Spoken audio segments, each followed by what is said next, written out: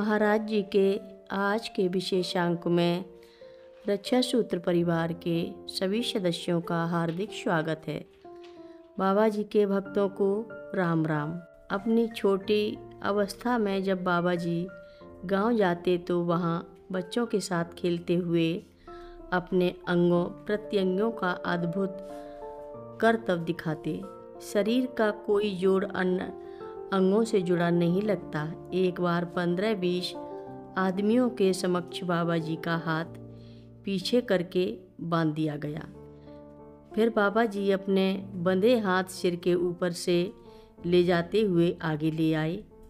एक बार एक हड्डी रोग विशेषज्ञ डॉक्टर बाबा जी के पास आया। बाबा जी ने उसे दाहिने हाथ का जोड़ दिखाया कि किस प्रकार वह असाधारण ढंग से मुड़ सकता है। डॉक्टर ने ऐसी चीज़ पहले कभी नहीं देखी थी, इसलिए बाबा जी के हाथ को बहुत ही सावधानी से देखा। फिर डॉक्टर ने कहा, बचपन में आपका जोड़ टूट गया होगा, फिर यह ठीक नहीं हो पाया होगा। बाबा जी ने फिर कहा, अच्छा इस वाले हाथ का क्या है? और उन्होंने दूसरे हाथ से भी वैसा ही करतब दिखाया। अब विस्मय में पड़े डॉक्टर के पास कोई जवाब नहीं था। बाबा जी को जबरदस्ती पकड़ा नहीं जा सकता था, वह वायु की तरह थे। एक भक्त की तरुण पुत्री कभी कभी रात को मंदिर में रुक जाती। वह महाराज जी को बार बार गौर से देखती।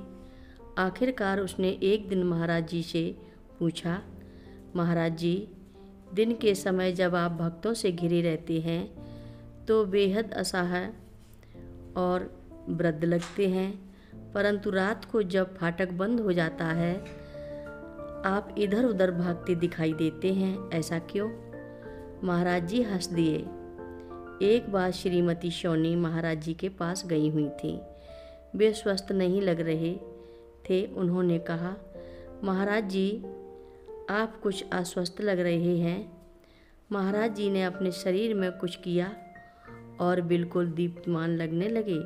फिर उन्होंने श्रीमती सोनी से पूछा, माँ अब हम कैसे लग रहे हैं? वे बोली, अब आप पहले से बहुत स्वस्थ लग रहे हैं। फिर एक भिखारी लड़का एक होटल में गया। लोगों ने उसे कुछ खाना दे दिया। उस लड़के ने फिर एक खिलौना मांगा। लोगों ने चिढ़कर उसे डंडा मारकर बाहर भगा दिया। बाद में बाबा जी ने उन लोगों से कहा, हम तो तेरे होटल में आए थे, पर तूने हमें डंडा मारकर बाहर भगा दिया। यह सुनकर लोग पश्चाताप के जंगल में खो गए। एक बार CS महाराज जी को स्नान करवा रहा था।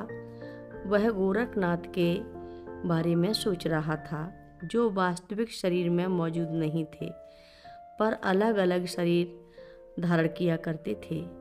CS नहला तो महाराज जी को रहा था, लेकिन उसका ध्यान गोरखनाथ में ही रमा था।